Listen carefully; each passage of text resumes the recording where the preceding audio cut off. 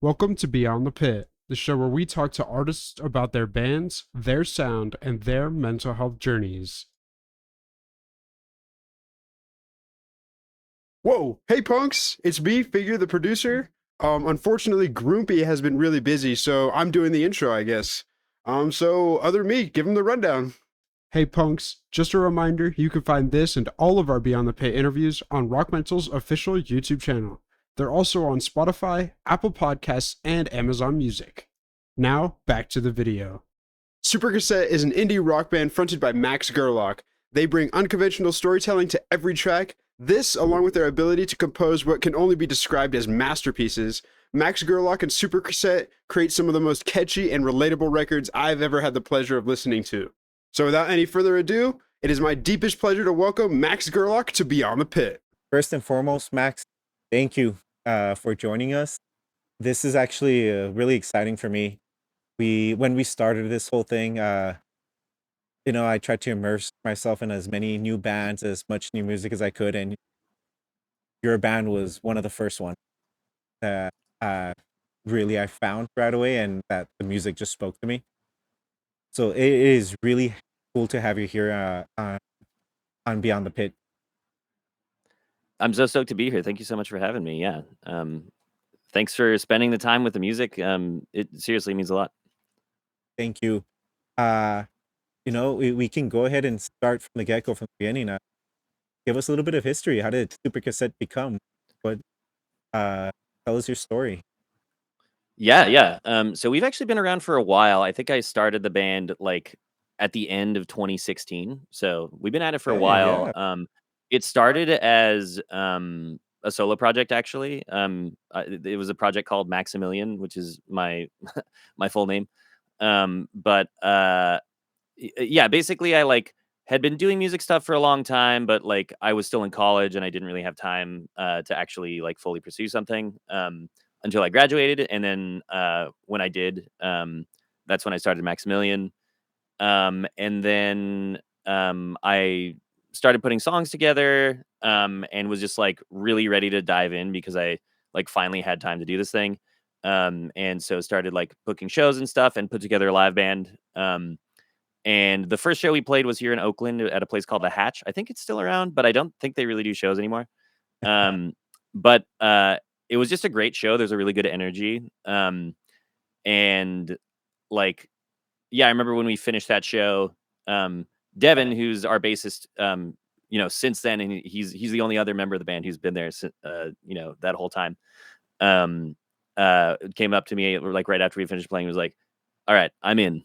Just like I'm in the band. Like I'm down to keep doing this. Like this was a This is great our show, and thing like now. this felt really good. I saw, like Bernie Sanders is my daddy. Yeah, Great song, by the waifu, way. not daddy. But thank Oh, you. yes. Yeah. And then Um, the Mr. Bezos one, Christmas song. yeah, that one really flew under the radar, but I was very proud of. That's a Christmas song, Mr. Bezos is Santa Claus this year. Yeah, it's a great Those both song. came a little later. But yeah, I mean, there were several years where it was like mostly me doing almost all of the recording and then having I wouldn't even always do this, but then having the other bandmates come and record on it. Um, and then especially with COVID, that was like an era where I was doing a lot on my own. But I mean, yeah, I think that's more or less the case. Like it's always been me, like the main kind of like creative force of the band, writing the songs and stuff. With different levels of like involvement from the band, where like COVID was like kind of maximally me doing most of it. But then, after COVID, Continue was taking all those songs that I'd worked on myself and then like getting the other bandmates on it and in some cases fully re-recording all the songs.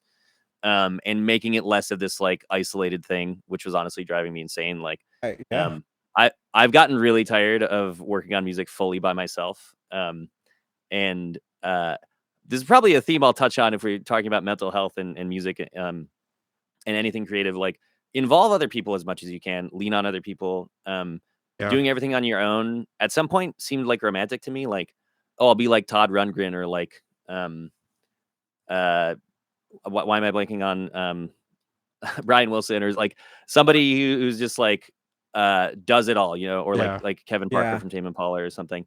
Um, But I think all those people, secretly or not, have other people that are helping them out. Mm. That are, if nothing else, giving them perspective on what they're working on. Yeah. Um, and for me especially, just like working totally on my own gets really, really shitty really fast. Yeah. I Um, mean, if so anything, yeah, what COVID taught us, isolation sucks. yes, yes, and right before COVID, I quit my like full time job to like work on music, and I was like, I'm gonna play so many shows, I'm just gonna like make so much community, and then like COVID Yeah. happened, and then that all shut Yeah. down, Oh, and so I yeah. like channeled it into um recording and writing a bunch of songs, and I was streaming on Twitch a lot too, which was actually really cool. But yeah, I mean, since then I've been like really trying to get back more into let me make this music endeavor less of a solo thing.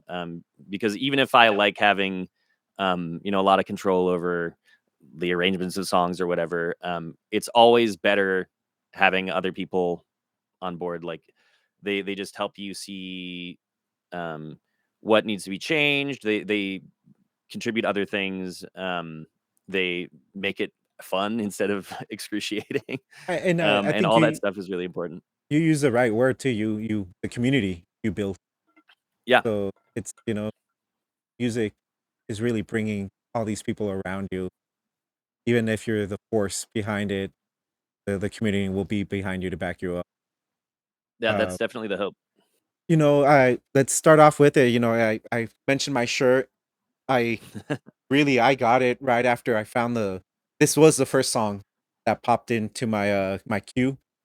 Um, Instantly fell in love with it. Uh, I connected to it. It felt more of an anthem to me of a, I've always been kind of a little bit the black sheep of the family, or the weird kid. uh and it was, I don't know, such an important message of like, you know, be who you are, and don't be ashamed of it. And really, I you're the creator of it. I love to get your perspective of it. Tell us about the song. Tell us, you know, what drove to for those powerful lyrics. Yeah, yeah.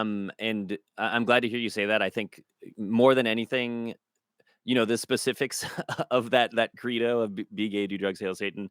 I don't think you have to subscribe to any of those things to sort Yeah, of like feel hopefully the power of the message. Being that like whoever you are, whatever you're about, like it is okay, yeah. and you should be who you are and be proud of that and find power in that.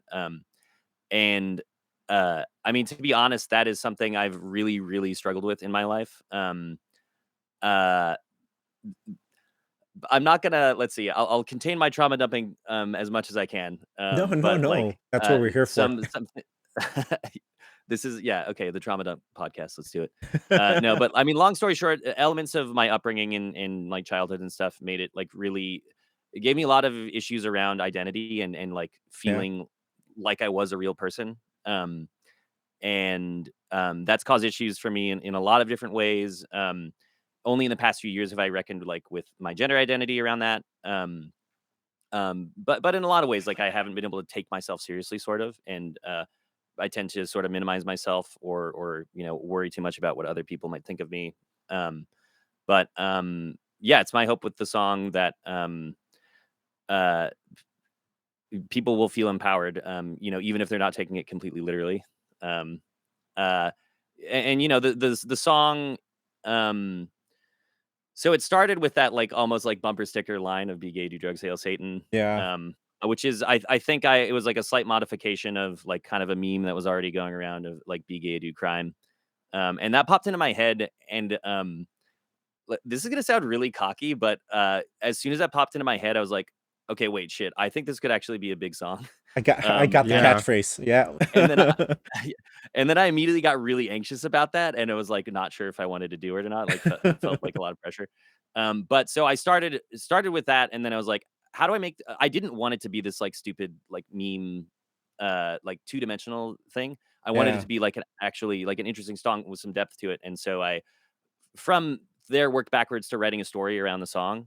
Um And it's a fictional story. It's not like my life or anything, but about a kid who's like going to a Catholic school and feels like a black sheep, like plays Dungeons and Dragons, is queer, I love that like reference of Dungeons not and accepted. Dragons. I remember I putting an asterisk next to that line, like, do I want to keep this in the song? Like, I mean, talk about doubting yourself. Like, it's all the shit that I like want to hide the most that usually ends up resonating the most. Mm. Um, Yes. uh, but yeah. So I wanted to like flesh out this story around it, and it is a comedic story of like, uh, there are kind of three beats to it. There's the opening verse of like him going to school and suffering and not being accepted and having a hard time with that. Getting that piece of advice that changes things. He turns it around and starts doing really well. And then ultimately, on his deathbed is giving that same piece of advice. And so it is this like escalated kind of ridiculous thing. But I think it is like a really, I forget, the song has been around so many times and I played it so many times. I like kind of get disconnected from it a little bit at times, but it is like a really joyous message, I think. It really At is. least I hope. Uh, yeah. You know I, what? I, I guess I've kind of covered it, but yeah, my hope is that it empowers people, and whether you do any of the three things listed in the chorus, like it's about it's about being who you are. No, yeah, and I didn't take it as a. I mean, to me, it wasn't more like I need to do any of these things. It was more of Yeah. a be who you are and be proud of who you are. Don't belittle yourself. It's something I've struggled with myself as well, since my childhood.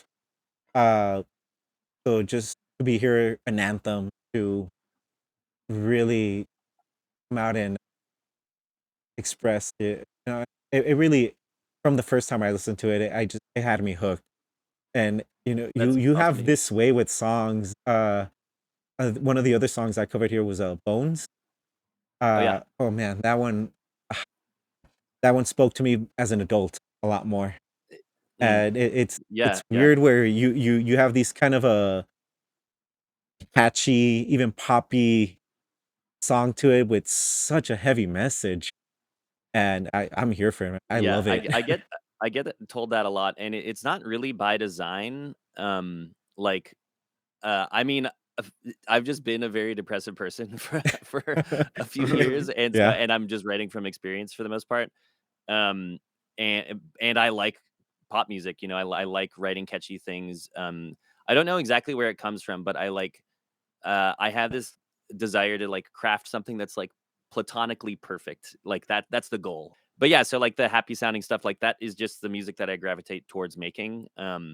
Uh, because despite like Bones being about being so fucking depressed, also in that song, it's like I want to exist. I want to be happy. Like I love life. I like Yes. really want badly to connect with the present and connect in general with life, and then like an aspect of the pain is like not being able to do that, even though you want to. A- Um, And you know what? and Man, yeah, hearing you say it, it is exactly what I caught from that song. I've had my own battle with depression, and to hear it voiced in a way where, yes, there's days today even, been in therapy many years, and there's still days I drag out of my bed. I'm mm, dragging myself, but to hear you say, yeah, even as I'm dragging myself, I do want to, thrive in this life. I do want to enjoy it. And it's the beautiful message that I really received from the song. That's why I'm it was one of the ones I had to put in our one of our episodes. well, thanks so much. Yeah, I'm glad it resonated. That is one of my favorite songs from that album. I think. Like, yeah, just I think like a couple of the hooks from that song just like came into my mind when I was like walking my dog on a beautiful day, but like Oh, feeling like shit. um, yes. uh, yeah. So yeah. Anyway, I'm glad you liked that one. It was kind of kicking around for a while. It was one of the ones that came out before the album, but I was like, I love this song. I definitely want to include it. Um, yeah. I'm No. glad it connected with you. And mental health's really an important part of what we do here at Rock Mental. We'll talk about the songs, we'll talk about the artists that we want to showcase, but we always bring it back to what it made us feel and why we picked these songs in particular. Uh, and we appreciate that, you know, your and your band Super Cassette is bringing these types of conversation to mainstream. It feels like you're really pretty open with your personal journey. Like I said, I had my depression. I've had my depression battles, and to be able to hear someone who is talking about their journey, about depression, addiction, and even your sexual identity. What was it like to record that album and going through all these challenges? Man, yeah, it's a big question. It is. It is. Yeah, yeah. No, but I mean, it's funny because yeah, I think now I am very open about what I go through and what I have gone through. But really, that album was kind of the first time where I was actually writing from my own experience. Before that, even "Be Gay," that song was a fictional song, and a lot of the songs Uh-huh. I wrote were fictional songs or something more abstract or something.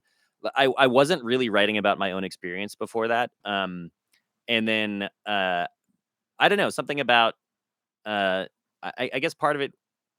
I'm trying to think of the timeline, but feeling that isolation and dealing with that bout of depression, like all I could really do was look within, and so it became these really introspective songs.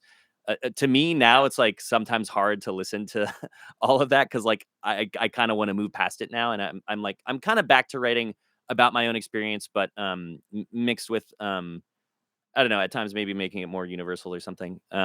But Continue was like that, just a big kind of introspective, examination and just like dumping of the contents of my soul. And Yeah, it was kind of difficult and did feel very exposing, but like I don't know, it has just like felt to me for a number of years I was like my life was busy enough, I was moving enough that I didn't have time to just like Yes. sit with all this like this pain that actually had been there the whole time that I just uh, couldn't acknowledge because I had kept myself so busy. Um, but then as my life slowed down, especially like up to COVID and during COVID, then there was like it felt like there was all that was there.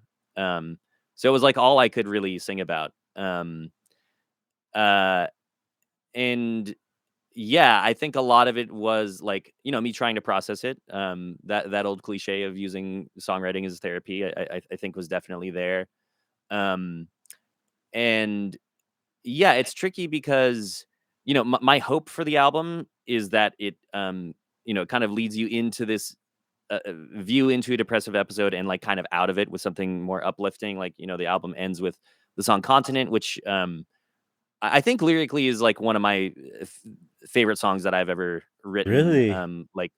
Uh, yeah, I mean, to me, it's the best expression of like my view of the world that I have achieved. I think that we all are all unified and together, and that we have to take care of each other, and um, we are all okay in this like common pursuit of this common good. Yeah. Um, Yeah. and and like that being kind of an antidote to um, all these swirling, depressing, terrible thoughts. Um, and so like I my hope and with like Sliver, um, and I kind of Ember, like these glimmers of hope through that Through the battle. those Yeah. doldrums. Yeah. Um, so my hope is that the album kind of brings you out of it. But like I remember it being difficult because I was like when doing press for the album, I was like uh I felt obligated to like sort of talk about it as though I had come out of that depression, but I really had not. So it was kind of difficult. And I my hope is despite that it still has that uplift to it. The It really album. does. Um, Yeah. And I'm glad we've to hear. talked about it on this show. Just like as you mentioned, I kept myself busy for many years just thinking I'm running away from the bad feelings. I mean, but it just took one crash and burn to finally really be engulfed by Yeah. it. And ever since, it's something like I said we've spoken about here. Is it something I'm ever done with? You know, Yeah. you really say I beat depression when you always feel it's lingering behind your shoulder. Yeah. uh, Totally. I mean, yeah, I don't know what it is exactly. I mean, I've been thinking about this a lot recently. Like, what is it? I mean, I definitely wasn't like fine. I mean, but I was fine for many years. But something about like reaching a certain age of adulthood and combined yeah, with like the rhythm of your life changing, I guess. At a certain point, you become your defenses stop working, and you just have to like deal with it. Um, burnout. Honestly, uh, I think that was yeah, for yeah, me too. yeah. And I'll just shout out like as for like yeah, how do you say do you say you've beaten depression or what? For me, and this is still like a fairly fresh thing that I'm doing, but thinking about these problems in terms of like my story, the story of my life and childhood trauma. I was avoiding that for a long time. I think because I was like, oh, this is Yeah, it's cliche to talk about trauma. yeah, It's yeah, like I'm just like it's these other things, and or my brain is just fucked up or something. And it actually made it really hard to heal it all because I was just like, well, I'm just fucked up and my brain is wrong, and yeah. doesn't that suck? Turning that same self criticism, getting in a loop of self criticism, like the Yes. the very self criticism that is kind of doing creating that depression in the first place. Yeah. uh, No. uh, Yeah. channeling the dealing with the depression through that, not going to help. And uh, only in the past few months have I, maybe I don't know, maybe upwards of a year, did I start to think about like how my childhood actually formed who I am and like my emotional coping mechanisms and my triggers and trauma responses. Like if you hear any of this and you think like I don't know, that sounds cliche or like that's uh I It, don't know. I yeah, it, I think being brought up as like as a boy or a man, you're taught to minimize a lot of this, right? yes. Um, Yes. and like it's taken me so long to disassemble a lot of that and actually like just uh, be able to face it head on. Yeah. Um, Yeah. uh, but like I really encourage anybody to examine those things, and if you can get a good therapist to help you with that, like that's the only thing that's actually been able to make me feel like I can heal, as opposed to just cope or hope to get better. It's funny how it works. A year ago, Yeah, a year and a half ago, therapy sounded boring to me, but it works. yeah, yeah. Yeah. And I Um. mean, I had done therapy too. I mean, I started therapy like at the beginning of COVID, and it helped, but it was more like talk therapy, I guess. Yeah. I don't know. There was stuff in it that was good. And then I tried like some CBT stuff, and that I don't know, was okay, but like um it's all the most like all the stuff that I would have thought was like the least scientific. I was like a pretty like science-minded person in the past, and I still am, but like I've more acknowledged the limitations of that framework recently. It's all the stuff that I would have been like, that's so like wishy-washy, of Cliche, like like you say. somatic therapy Yeah. or like gestalt, like inner child shit that I thought was Yeah. so cringe Yeah. and stupid, is exactly what I needed. Like Yeah. it really, really It's was. sometimes it's even a rude wake up call. I'm like, oh my gosh. Yeah.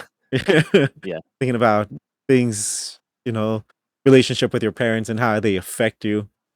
Um, Yes, yeah, it's a trip. I it mean, it's still is. something that I'm processing, but it's I No. think it sounded so cliche to me that it's like, "Oh, wait, it's really just all about, like, the relationship I had with my family?" Yeah. Oh, okay, Yeah. fuck. I thought it was more interesting than that.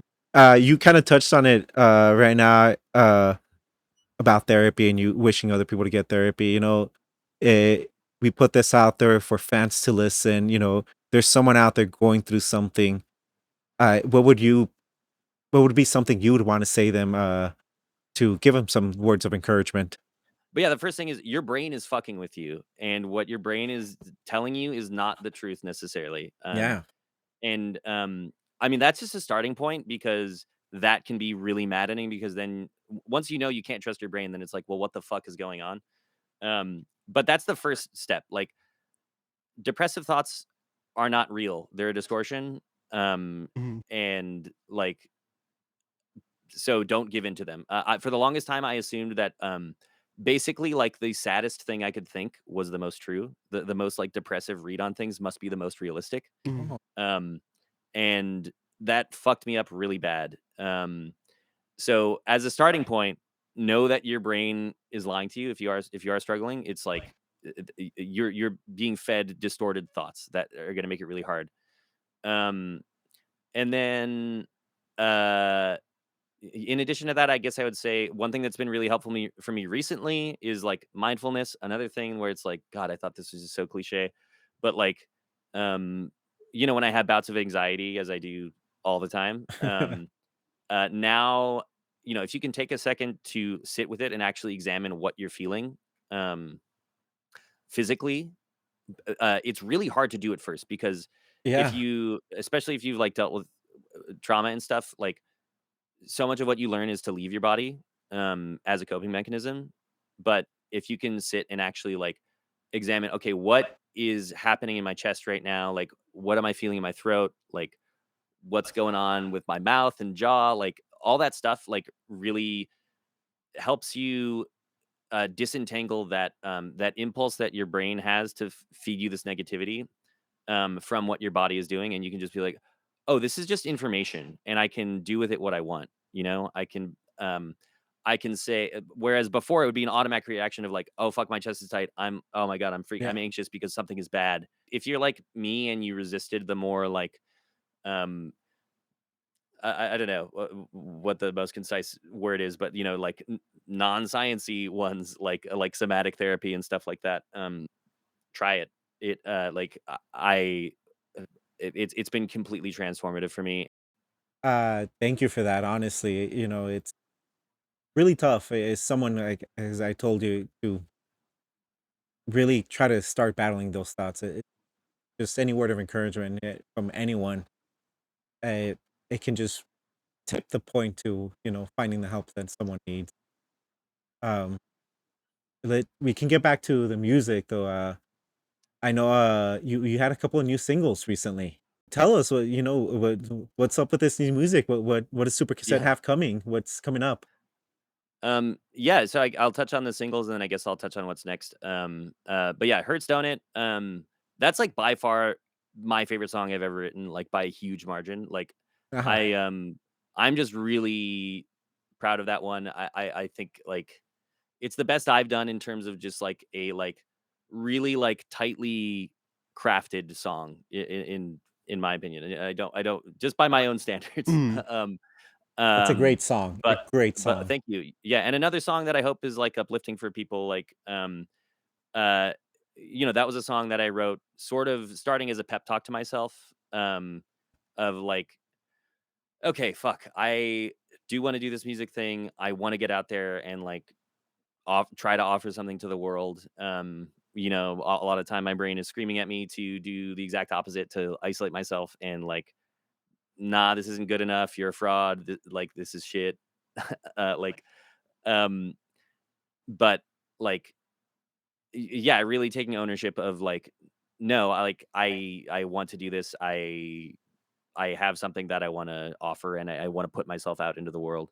Mhm. Yeah. Um, and that everyone should like, um, yeah, so yeah, I'm really happy with how that one came out. That's another one is I think it's also the best sounding song we've ever done. We really leveled up with our production with Continue, and I think even past that we're continuing to. Mhm. It really started with me working with another engineer who like recorded a lot of the stuff on Continue and mixed the album, and especially recording drums with him like has leveled up everything so much. And yeah, sonically, I really love the way that song sounds. So that's Hurt Stone It. And then the other song is A Man Was Never One, which came out Yeah. like a month after. Um, yeah, also a song written very much from personal experience. Yeah, in the past few years, I've like been coming to terms with my own gender identity as a non-binary person. And like it took a lot of self-examination, and I still at times feel like it's just kind of a shrug, like like Yeah. I don't know I don't know what I am. I don't know, but like, No, do I have yeah. to? Um, and that's kind of what the song is a little bit. It came from me like interrogating myself about like, well, what is my gender identity? Are people gonna understand it? Do I have to like I don't want to be too queer, but don't want to be not queer enough because I want to make Yeah. sure that queer people accept me, and like just drive myself insane with that. And just kind of being like, okay, well, of I can say this, that I never ever aspired to be a man. Of all the things I ever aspired to be, a man was never one. Um, and like it was really just that, like basically the line in the song just like popped into my head, and then I think I was in the shower, and then I immediately dried off and like picked up the guitar and started working on it. And Yeah, that song, like that line is so like, yeah, it's kind of like folk punky. Mm. Yeah, It's yeah. just like very direct. And so I wrote the song in that style, just like this very sort of it came out like very much like a Green Day song or something. Yeah, yes. Just like It really these kind of did. like folk pop punk chords. Which is a little different than like the direction that I've been heading in with other stuff, but it felt like the right approach for that song. Mm. Um, No, but yeah, I really yeah, like that song. I come from a community of you got to be the big old macho man, the mhm, kind of alpha. I don't know. I guess that's maybe Hispanic culture, and I've never really been quite that. So it spoke to me more for me in the sense of like, you know, I've never really just wanted to be that man that yeah, I've been you right, and told to I grow love up to hearing be. that because yeah, my hope is that it can be, it doesn't have it doesn't have to be that you're non-binary or don't Mhm. identify as a man in some way. But like that rejection of like, I don't know, I have so much pain and like oppression associated with um Mm. trying to live up to to those standards, Yes, yes, and just it not working at all and feeling terrible about it. Um, and I think a lot of other people do too, whether they identify as non-binary or not. So yeah, I hope that it makes people feel a little less alone in that. Um, Mhm. that it is like, the toxic masculinity thing is like super yeah, true, and it is this really oppressive force in our yeah, lives. yeah. And you can rebuke it entirely. No, no, yeah, 100%. yeah. Something, and like I said, definitely in my culture, the families and that I grew up in, and everything. It was something that was really Yeah. brought up a lot, and it's something I've had myself had to kind of Mm. uh yeah, replay in my head and gone through and talked to about in therapy. But Yeah. no, yeah, Mhm. it's a beautiful song, Max. Thank you. Yeah. Um, Oh, I'd like to say something real quick. This is kind of like super ADHD tangent, whatever. Please. Have you heard of the band Mannequin Pussy? Oh, yes, yes. I've only heard a few songs by them, but they're great. I Okay. really like them a Yeah, lot, yeah, yeah. and I know that they've like blown up like crazy. Yeah, they've gone yeah. insane actually. That's another tangent I can go on. Your songs have this like be who you are like sentiment throughout almost all of them. And the song that kept like coming to my head was the it's called "Who You Are" by Mannequin Pussy, and that's the one line that I always get out of it is "Who taught you to hate the way that you are?" And that song Oh, hits me, and I tell it to everybody who's going through something like that, like on social media or whatever. I'll comment, "Who taught you to hate the way you are?"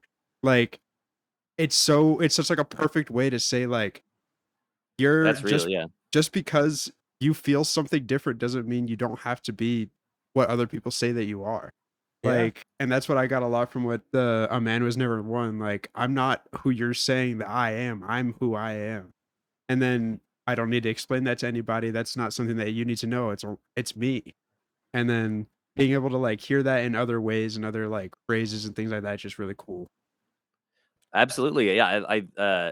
Thank you for bringing that song up because I'm definitely gonna listen to it now, and that is like a perfect distillation of it. And yeah, I mean, I think in our era, like we live in a really fucking weird and isolated and I think kind of terrible time. Yeah. I think like self-hatred is at an all-time high. Like I hear from friends who are like just like wonderful people who like, they have all sorts of friends and they have great lives and are wonderful people and they hate themselves. Yes. And like I don't know where it all comes from. A lot of the things we've discussed, but I think something about this modern era of like social media and isolation, Yeah. I think is creating a unique environment of like that is like uniquely toxic to the human soul.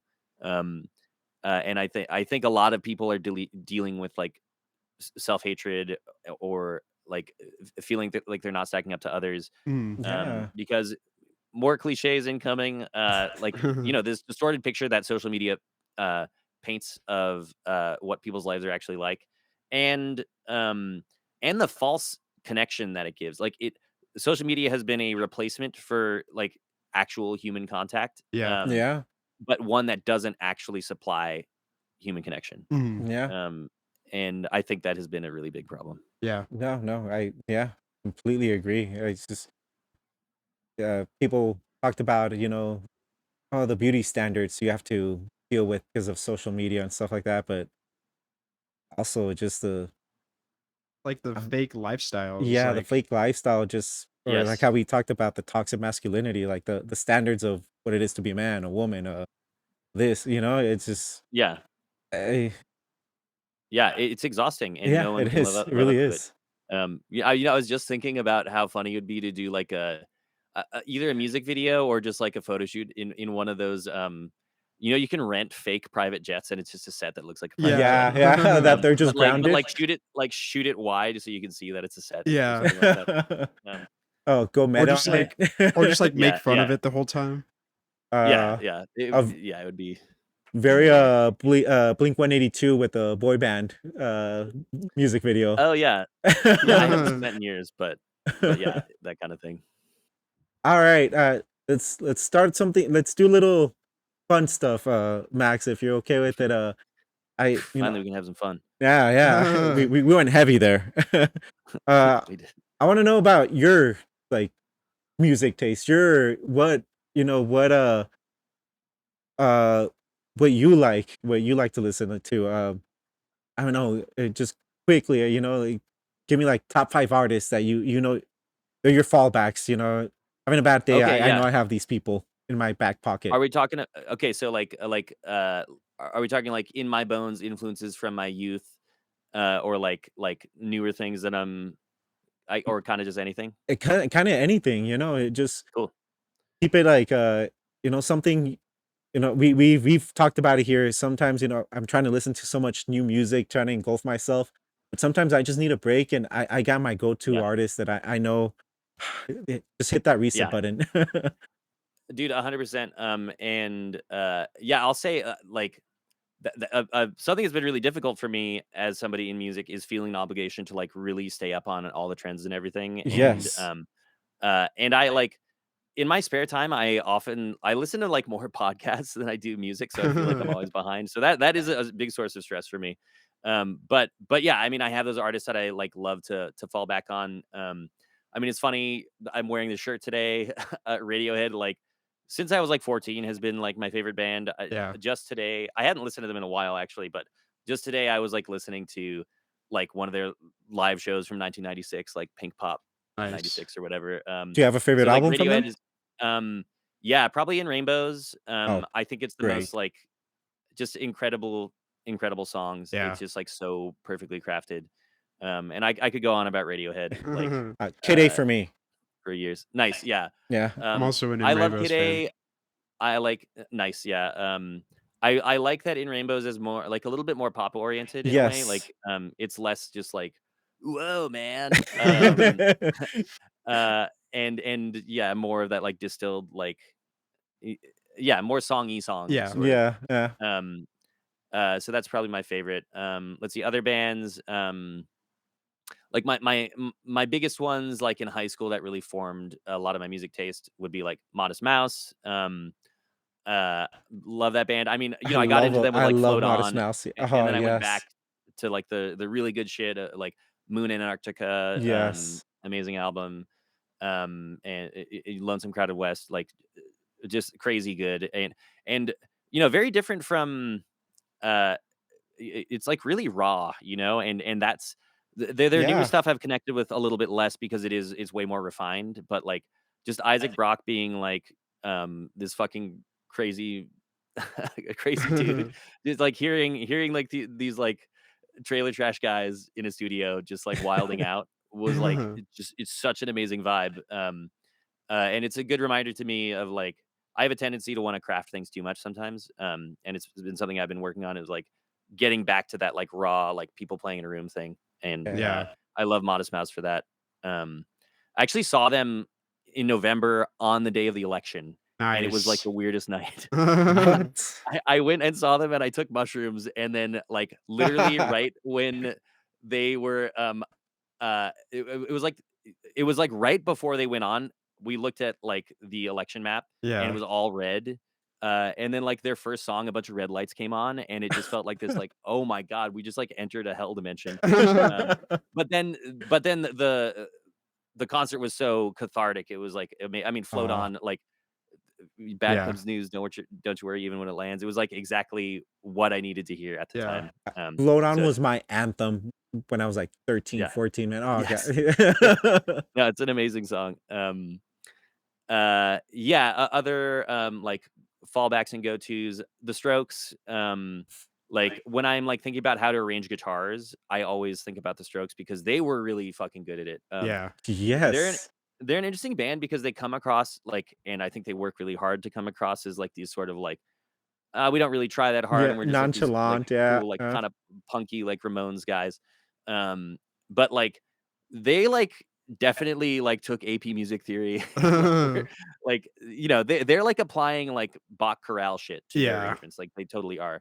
And I think they do a really good job of balancing that really kind of thoughtful intellectual arrangement style with this looseness in a way that's really Favorite successful. song or album from them? Um, man, let's see. I always mix up the songs on Room on Fire and Is This It? what's that other one? Yeah, or not Is This It? The next one. In Sorry, I'm looking at Spotify now. Fuck Spotify, but I First think Room on Fire Impressions. is probably my favorite. I Yes. Yeah. I would have I mean, there is a reason why I like your music, Max. You just named some of my favorite bands. Hell yeah. I have Millennial almost rock. all of them, all of their albums and First Intentions, yeah, First Impressions. Yeah, Uh that's a great one too. yeah, You Only Live Once. Oh god, I can hear that song over and over again. Yeah. Um, a lot of people don't like their newer albums, but I really liked uh oh, I'm drawing a blank on their album. On their latest album, well, latest album, what, 5 years ago? Uh, Yeah, yeah, no, that was a great one. I It was um great. Uh, Selfless, I was the song on their latest album that I loved yeah, it. that's a bop for sure. Uh, Um, which let's other see. I one? guess like which other artists or album? Yeah, artists, yeah, yeah. Artist? Um, let's see. I guess like going back. Okay, dude, a really funny one. Okay, well, the first band I ever got into was Green Day. Second band I ever got into was System of a Down. So they're like Nice. really deep Yes! in my bones as well. I think And you then just like won Figured Over. Yeah. That's one of his favorites. um yeah, I mean that just hits for some reason. It always does. And then sorry, I'm kind of looking over like some stuff that I've been listening to recently. Oh, another band I love and have loved since I was like in high school is Cake. Do you know Oh, the band Cake? nice. Yes. Um, yeah. Yes. Um, so these are all like probably my biggest influences. Uh, let's see. I feel like I should touch on newer stuff I've been listening to. Yeah. If I even this is like a big source of anxiety for me that I don't listen to enough new music, but I'll listen to some of the stuff. I mean, I'll list some of the stuff I have been listening to. There's a band I really love called Goon. I think What was the they're name from again? LA.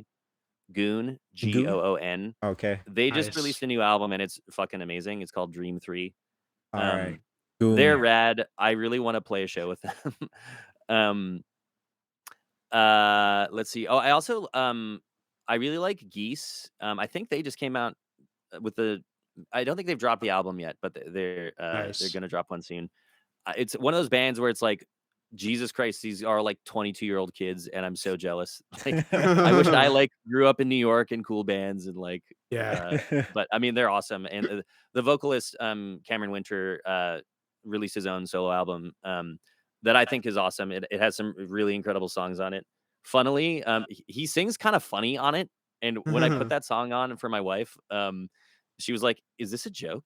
Like she thought, but I love that album. Um, some other artists, there's this artist called Maddie J that our engineer Cole Williams, he like co-produced her album that came out last year. Sick. I think the album is called "I Can Change Your Mind," or maybe that's just the single that I know from it. But Maddie J is awesome. Um, who else do I want to shout out? Maybe that's good for now. Yeah, just go for it. We Yeah, had yeah. we had somebody shout out like 30 bands from their hometown. um, yeah, another. I'm just trying to remember what else, but Hayden Pedigo. I think I first discovered him through the Office Hours Live podcast, which is like Tim Heidecker from Tim and Mhm. Eric's podcast.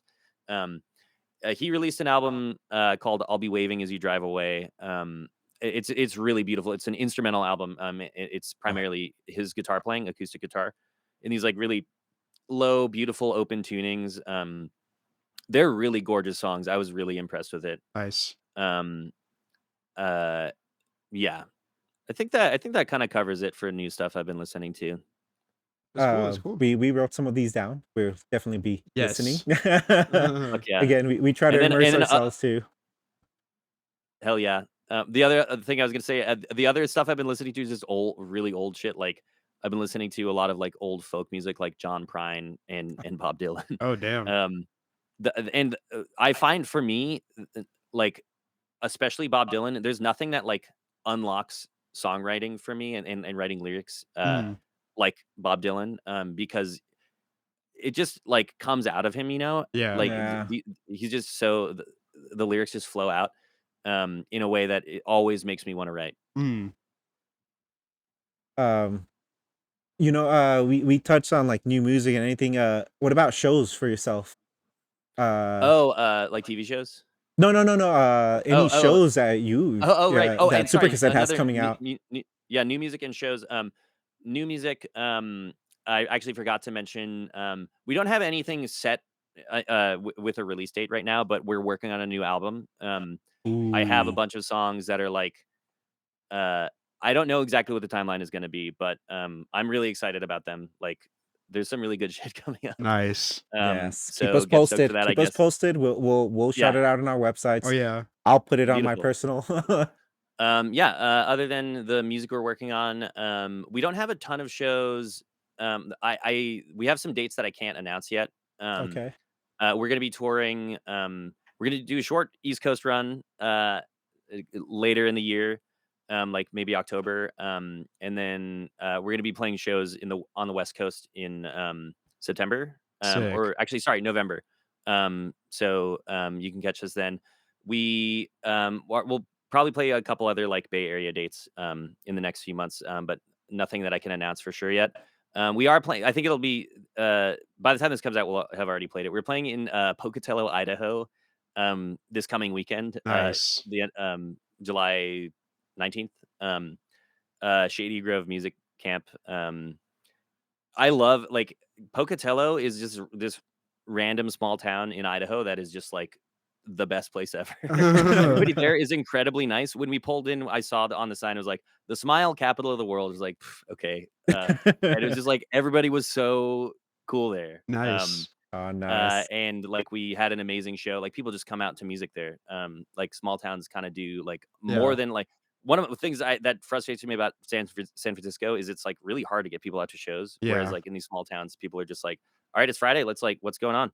Yes. Um, Besides that, you said East Coast, West Coast later in the year. Yeah, East I Coast can't when announce in dates, but sorry. East Coast when again? East October? Coast will be in October. It's going to be just a few dates. Okay. I don't have the dates pinned down yet. And then West Coast in November. If anyone's interested in seeing us, follow us on Bands in Town. That's the best way to Yeah. like Bands get in town. notified about events. So check us out on Bands in Town or just any of our social media, Instagram. All right, Max. Really, thank you for joining us. This is really fun. Yeah, Really likewise. easy to do. You're a really cool guy. And thank you so much for helping us raise mental awareness and mental health issues. That's one of our primary goals. Besides the music, we love the music. That's what brought us here in the first place. But thank you for sharing your story with us, and thank you for giving the words of encouragement. Of course. Thank you so much for having me. It really was a pleasure. Fun talking to you guys. Huge thanks for making it this far into the video. We'll have Max and Super Cassette's information on rockmental.com. Go check them out. They are truly an amazing artist. Once again, you can find this and all of our Beyond the Pit interviews on Rock Mental's official YouTube channel and on Spotify, Apple Podcasts, and Amazon Music. Thank you guys so much for watching. Check out our other Beyond the Pits right here. And if you can't choose one, what about our most recent BTP release, Aerolyze, right here? Thank you guys so much for watching. This has been Figure out.